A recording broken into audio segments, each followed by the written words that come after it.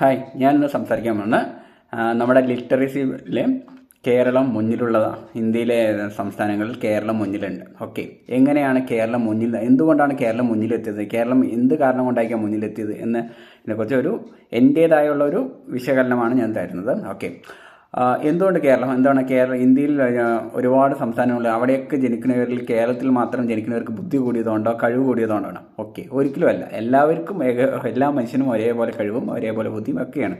Okay, അപ്പോൾ എന്തുകൊണ്ട് കേരളത്തിൽ ലിറ്ററസി ഹയർ ആയിട്ട് വന്നു എന്നുള്ളതിന് പകരം അതിൽ ബേസിക്കലി മൾട്ടിപ്പിൾ റീസൺ ഉണ്ടായിരുന്നു. ഓരോ സ്റ്റേറ്റിലും ഭരിക്കുന്ന ഗവൺമെൻറ്റ്സിനെ അവർ ഏറ്റവും കൂടുതൽ ഇമ്പോർട്ടൻസ് കൊടുക്കുന്ന ഏരിയാസ് ഉണ്ടാവും, ഏരിയാസ് ഫോക്കസ്. ഓക്കെ, അപ്പോൾ ഓരോ സ്റ്റേറ്റിലും ഓരോ ഗവൺമെൻറ്റും അല്ലെങ്കിൽ ഓരോ പൊളിറ്റിക്കൽ പാർട്ടിയും അവർ ഇമ്പോർട്ടൻസ് കൊടുക്കുന്നത് ഓരോ കാര്യങ്ങളിലേക്കായിരിക്കും. ഓക്കെ, അപ്പോൾ കേരളത്തിൽ ഭരിച്ചിട്ടുള്ള ഇൻഡിപെൻഡൻസിന് ശേഷം ഈ കേരളത്തിൽ ഭരിച്ചിട്ടുള്ള പൊളിറ്റിക്കൽ പാർട്ടീസ് ഗവൺമെൻറ്റ്സ് ഏറ്റവും കൂടുതൽ ഇമ്പോർട്ടൻസ് കൊടുത്തിട്ടുള്ള രണ്ട് ഏരിയ ആണ്. ഒന്ന് എഡ്യൂക്കേഷൻ, ഓക്കെ, രണ്ട് ഹെൽത്ത്. ഓക്കെ, ഈ രണ്ട് ഏരിയയ്ക്ക് കൂടുതൽ ഇമ്പോർട്ടൻസ് കൊടുത്തിട്ടാണ് കേരളത്തിൽ ഭരിച്ചിട്ടുള്ള ഗവൺമെൻറ്റ്സ് അവൻ്റെ ഗവർണൻസ് ചെയ്തിട്ടുള്ളത്, അഡ്മിനിസ്ട്രേഷൻ ചെയ്തിട്ടുള്ളത്. ഓക്കെ, അപ്പോൾ ഓരോ സ്റ്റേറ്റിലും ഗവൺമെൻറ്റ്സ് ഓരോ കാര്യങ്ങൾക്ക് ഇമ്പോർട്ടൻസ് കൊടുക്കുന്നുണ്ടാവും. ഓക്കെ, ഈ എഡ്യൂക്കേഷൻ എന്ന് പറയുന്ന സമയത്ത് ഓക്കെ, പ്രൈമറി എഡ്യൂക്കേഷനിൽ ഇപ്പം നമുക്ക് ഒരാൾ സ്കൂളിൽ പോകണമെന്നുണ്ടെങ്കിൽ അതിനുള്ള സാഹചര്യം വേണം. ഓക്കെ, സ്കൂളിൽ പോകണമെന്നുണ്ടെങ്കിൽ സാഹചര്യം വേണം. ഓക്കെ, ഇപ്പോൾ പ്രൈവറ്റ് ആയിട്ടുള്ള എഡ്യൂക്കേഷൻ എടുക്കാനുള്ള എബിലിറ്റി ഉണ്ടാകില്ല. ഓക്കെ, എബിലിറ്റി പലർക്കും ഉണ്ടാകില്ല.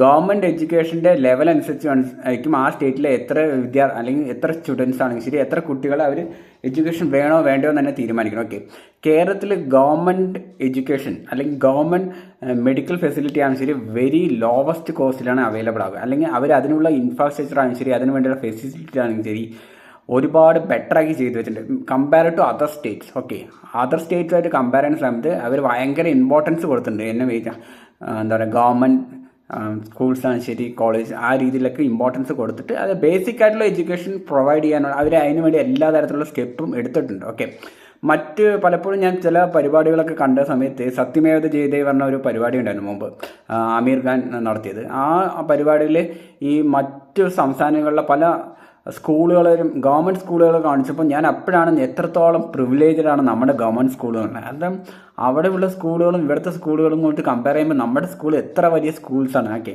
അപ്പോൾ ഇതിനൊക്കെ ഭയങ്കര സ്റ്റാൻഡേർഡ് നിന്നിട്ടുള്ള കേരളത്തിലുള്ള ഗവൺമെൻറ് ആണ്. ഓക്കെ, കേരളത്തിലുള്ള ഗവൺമെൻറ്റ്സ് അത് വളരെ ഇമ്പോർട്ടൻസ്, ചിലപ്പോൾ നമ്മൾ പല കാര്യത്തിലും ബിഹൈൻഡാണ്. നമ്മൾ അപ്പുറത്തെ സ്റ്റേറ്റിൽ അങ്ങനെ ഉണ്ടല്ലോ, ഇപ്പുറത്തെ സ്റ്റേറ്റിൽ ഇങ്ങനെ ഉണ്ടല്ലോ എന്നൊക്കെ പറയും. ഇപ്പോൾ ബിസിനസ്സിൻ്റെ കാര്യത്തിലാണ് ശരി, മറ്റുള്ള സ്റ്റേറ്റിലൊക്കെ ഭയങ്കര ഹയറായി നിൽക്കുന്ന സമയത്തും നമ്മളെന്തുകൊണ്ട് ബാക്കിലായി എന്ന ചിന്ത പറയുക. ഇപ്പോൾ ടൂറിസം അങ്ങനെയുള്ള ഏരിയാസ് ആണെങ്കിൽ ശരി, അവരിങ്ങനെ.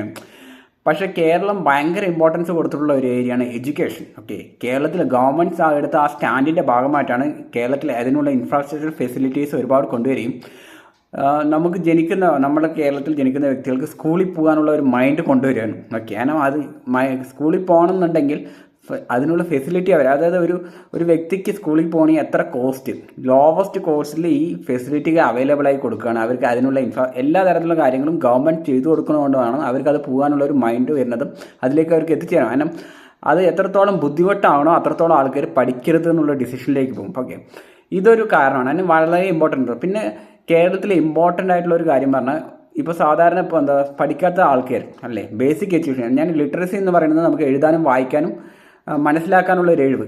ഓക്കെ, അതൊരു ബേസിക് നമുക്കൊരു 10ാം ക്ലാസ് നോളേജ് എന്ന് പറയുമ്പോൾ പ്ലസ് ആ ലെവലിലേക്കുള്ള എഡ്യൂക്കേഷൻ അതിലൂടെ തന്നെ നമ്മൾ അച്ചീവ് ചെയ്തെടുക്കുമായിരിക്കും. ബേസിക് ആയിട്ടുള്ള നോളേജാണ് ഇത്. കംപ്ലീറ്റ് ചെയ്യുമ്പോൾ നമുക്ക് ലിറ്ററസി അച്ചീവ് ചെയ്യാൻ പറ്റുമായിരിക്കും. ഓക്കെ, പഠിക്കാൻ ഇത്രയും, അതായത് 10ാം ക്ലാസ് പറയുമ്പോൾ ഏകദേശം 15 വയസ്സാകും ഒരു വ്യക്തിക്ക്, 15 വയസ്സാകും. ഓക്കെ, അപ്പോൾ പല സ്റ്റേറ്റിൽ എങ്ങനെയാണ് പറഞ്ഞാൽ അവരുടെ ഫാമിലിക്ക് ബേസിക് ലൈഫ് റൺ ചെയ്യാൻ പറ്റില്ല, അവൻ്റെ ജീവിതം മുന്നോട്ട് നടത്താൻ പറ്റില്ല. അപ്പോൾ ഓട്ടോമാറ്റിക്കലി അവൻ്റെ ഫാമിലിയിലുള്ള കുട്ടികൾക്ക് ജോലിക്ക് പോകേണ്ടി വരും. ഓക്കെ, പഠിക്കാൻ പോകാത്ത അവസ്ഥയായിരിക്കും. ഓക്കെ, പഠിക്കാൻ പോകാൻ പറ്റാത്തൊരവസ്ഥ. ഓക്കെ, അവരെ പഠിക്കാൻ വിടുക എന്ന് പറഞ്ഞാൽ നിങ്ങൾ പലപ്പോഴും സിനിമയിലൊക്കെ കണ്ടിട്ടുണ്ടാവും. പഠിക്കാൻ വിടുക എന്ന് പറഞ്ഞാൽ അവർക്ക് ഭയങ്കര ബുദ്ധിമുട്ടാണ്. അവരും കൂടി ജോലി ചെയ്താലേ ഫാമിലി റൺ ചെയ്യുള്ളൂ, അല്ലെങ്കിൽ ആ കുട്ടിയും എന്തെങ്കിലും തരത്തിലുള്ള ജോലിയിൽ ഇൻവോൾവ് ചെയ്താൽ മാത്രമേ ഫാമിലി റൺ ചെയ്യാൻ പറ്റുള്ളൂ എന്നൊരു അവസ്ഥ വരുന്ന സമയത്ത് അവർക്ക് ഒരിക്കലും അവരെ പഠിക്കാൻ വിടാനും പറ്റില്ല. അപ്പോൾ പിന്നെ ഓട്ടോമാറ്റിക്കലി ആ പഠിക്കാൻ വിടുന്ന കോസ്റ്റ് കൂടെ അവർക്ക് എന്താ പറയുക, അത് ബിയർ ചെയ്യുക പറഞ്ഞാൽ വളരെ ബുദ്ധിമുട്ടുള്ളത്. അങ്ങനെയുള്ള പല സ്റ്റേറ്റ്സുകളും ഉണ്ട്. കാരണം അവർ ഫാമിലി ലൈഫ് റൺ ചെയ്യണമെന്നുണ്ടെങ്കിൽ ആ കുട്ടിയും കൂടി എന്തെങ്കിലും ജോലി ചെയ്താൽ അല്ലെങ്കിൽ കുട്ടിയും കൂടി ഒരു കാര്യം നോക്കിയാൽ മാത്രമേ എന്താ പറയുക ഫാമിലി റൺ ചെയ്യാൻ പറ്റുള്ളൂ എന്നുള്ള അവസ്ഥ. അപ്പോൾ കേരളത്തിൽ അങ്ങനെ ഒരു അവസ്ഥ ഇല്ല. ഓക്കെ, കേരളത്തിൽ അങ്ങനെ ഒരു അവസ്ഥ വന്നാൽ നമ്മുടെ ബേസിക് ലൈഫ് ഏറ്റവും ഈസിയസ്റ്റ് കോസ്റ്റിലും ഈസിയസ്റ്റ് രീതിയിലും റൺ ചെയ്യുന്ന രീതിയിലാണ് നമ്മുടെ ഒരു എൻവയറമെൻറ്റ് അല്ലെങ്കിൽ നമ്മുടെ ഒരു ഗവൺമെൻറ്റിൻ്റെ ഗവർണൻസ് അഡ്മിനിസ്ട്രേഷൻ നടന്നിട്ടുള്ളത്. അതുകൊണ്ട് തന്നെ ഇപ്പം നമ്മുടെ നാട്ടിൽ ജനിക്കുന്ന ഒരു കുട്ടിക്ക് ആ കുട്ടി സ്കൂളിലേക്ക് പോയിട്ട് വേണ്ട അവൻ്റെ പാരൻസിൻ്റെ ലൈഫ് നോക്കാനോ അങ്ങനെ നോക്കേണ്ട ഒരു അവസ്ഥ വരുത്താതെ നോക്കിയിട്ടുണ്ട്. മാക്സിമം ഞാൻ പറയുന്നത് മാക്സിമമാണ്. ഇപ്പോൾ എന്തെങ്കിലും അവൻ്റെ ലൈഫിൽ എന്തെങ്കിലും വിപത്തുകൾ സംഭവിച്ചാൽ മേ ബി അവർക്ക് അത് ഡ്രോപ്പ് ഔട്ട് ചെയ്യേണ്ടി വരും. പക്ഷേ ബേസിക് ആയിട്ടുള്ള ജനറൽ ആയിട്ടുള്ള രീതിയിലാണ് പലവിടെയും ജനറൽ ആയിട്ടുള്ള രീതിയിൽ തന്നെ ഈവൻ അവൻ്റെ പാരൻസ് ജോലിക്ക് പോകണമെങ്കിൽ പോലും അവരെ സപ്പോർട്ട് ചെയ്യാൻ വേണ്ടി അവർ കുട്ടികളും ചിലപ്പോൾ മേ ബി അവൻ്റെ 10ാം വയസ്സിലോ 12ാം വയസ്സിലോ അല്ലെങ്കിൽ 8ാം വയസ്സിൽ തന്നെ ചിലപ്പോൾ ജോലിക്ക് ജോയിൻ ചെയ്യേണ്ടി വരും.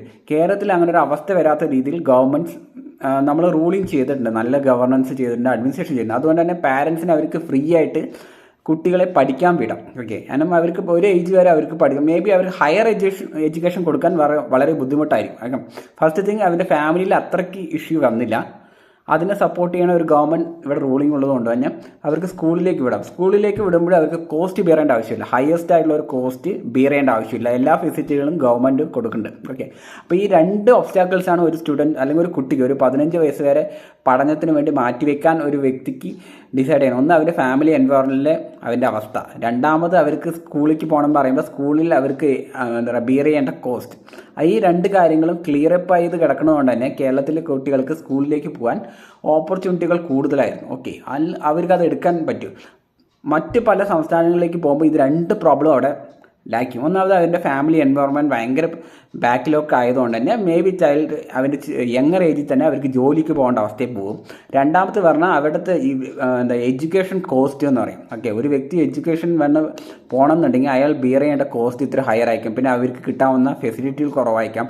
ഈ 2 കാരണങ്ങൾ കൊണ്ട് ചിലപ്പോൾ അവർ സ്കൂളിലേക്ക് പോവുക പഠിക്കുക എന്നുള്ളത് ഒരു ഇമ്പോർട്ടൻറ്റ് കാര്യമായിട്ട് ഏറ്റെടുക്കില്ല. പക്ഷേ കേരളത്തിലേക്ക് വരുമ്പോൾ ഈ 2 കാര്യങ്ങളും കുറച്ചുകൂടെ നല്ല രീതിയിൽ ക്ലിയർ ചെയ്ത് വെച്ചിട്ടുള്ളത് കൊണ്ട് തന്നെ നമുക്ക് ഓട്ടോമാറ്റിക്കലി പഠിക്കാൻ അല്ലെങ്കിൽ സ്കൂളിൽ പോവുക ബേസിക് ആയിട്ടുള്ള എഡ്യൂക്കേഷൻ നേടുക എന്നുള്ളത് കുറച്ചുകൂടെ ബെറ്ററായ രീതിയിൽ ഓപ്പൺ ചെയ്യും.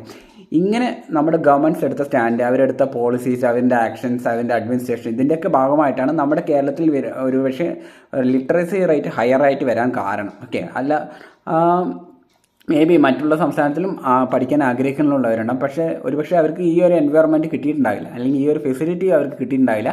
കേരളത്തിലേക്ക് വരുമ്പോൾ ഈ ഒരു 2 കാര്യങ്ങളിൽ കേരളത്തിൽ ഭരിച്ചിട്ടുള്ള ഗവൺമെൻറ്റ്സിന് വളരെ അപ്രീസിയേഷൻ കൊടുക്കണം. കാരണം അവർ വളരെ ഇമ്പോർട്ടൻസ് കൊടുത്തുകൊണ്ടാണ് നമുക്ക് അഭിമാനത്തോടെ എന്നും പറയണം കേരളത്തിലുള്ളവർക്ക് ലിറ്ററസി എന്നും കൂടുതലാണെന്നും കഴിവ്. അല്ല, നമുക്ക് കൂടുതൽ കഴിവുകളേക്കാളും നമുക്ക് വേണ്ട എൻവയോൺമെൻറ്റ് അവർ സെറ്റ് ചെയ്ത് തന്നു. ഓക്കെ, ഗവൺമെൻറ് സെറ്റ് ചെയ്ത് തന്നു. ഏത് ഗവൺമെൻറ്റാണ് ശരി, അത് നമ്മുടെ LDF ഗവൺമെൻറ്റാണ് ശരി, UDF ഗവൺമെൻറ്, ദേ ബോത്ത് ടുഗെദർ. ഇതൊരു ഗവർണൻസ് പറയുമ്പോൾ ഒരു കണ്ടിന്യൂസ് പ്രോസസ്സാണ്. ഒരു കാലത്ത് ഒരു കാലം ചെയ്തിരുന്നു കണ്ടിന്യൂഷൻ ആയിട്ടായിരിക്കും മറ്റുള്ളവരും ചെയ്യാം. ഓക്കെ, അപ്പോൾ 2 ഗവൺമെൻറ്റും ഈ കാര്യങ്ങൾക്ക്, അതായത് ഈവൻ കൊറോണ വന്ന സമയത്തും I learn through so many journals. ഇന്ത്യയിലെ ഏറ്റവും ബെസ്റ്റ് ആയിട്ടുള്ള ഒരു ഹോസ്പിറ്റാലിറ്റി ഏതാണെന്ന് ചോദിച്ചാൽ അതിൽ കേരളം ഉണ്ടാവും. ഓക്കെ, അന്നും പല വ്യക്തികൾക്കും മെഡിസിനും പലതരത്തിലുള്ള നമ്മുടെ പ്രോബ്ലംസ് ഒക്കെ വരുമ്പോൾ കേരളം അത് ഏറ്റവും ബെറ്ററായിട്ട് ഹാൻഡിൽ ചെയ്തിട്ടുണ്ടായിരുന്നു കൊറോണ സിറ്റുവേഷൻ. അപ്പോൾ എഡ്യൂക്കേഷൻ്റെ കാര്യത്തിലാണ് ശരി, ഹോസ്പിറ്റാലിറ്റീൻ്റെ കാര്യത്തിലാണ് ശരി, കേരളം കുറച്ച് ഭയങ്കര ബെറ്റർ തന്നെയാണ് ഇന്ത്യയിൽ. ഓക്കെ, അതിന് മെയിനുള്ള കാരണം പറഞ്ഞാൽ കേരളത്തിലെ ഗവൺമെൻറ് എടുത്ത സ്റ്റാൻഡ്, അവർ എത്രത്തോളം അതിനെ ബെറ്റർ ആക്കണം എന്ന് വിചാരിച്ച് അവരെടുത്ത പോളിസീസാണ് ശരി, അവൻ്റെ ഗവർണൻസിൻ്റെ രീതിയാണ് ശരി, അതിൻ്റെ അഡ്മിനിസ്ട്രേഷൻ്റെ രീതി. ഈ 2-3 ഗവൺമെൻറ്റിൻ്റെ നിലപാടായിരുന്നു കേരളത്തിനെ ആ രീതിയിൽ വളർത്തിക്കൊണ്ടുവരണം എന്നുള്ളത്. അപ്പോൾ അവരെടുത്ത നിലപാടിൻ്റെ ഭാഗമായിട്ടാണ് കേരളത്തിൽ ലിറ്ററസി റേറ്റ് ഹയർ ആയിട്ട് വരാനുള്ള സാധ്യതകൾ കൂടുതലും.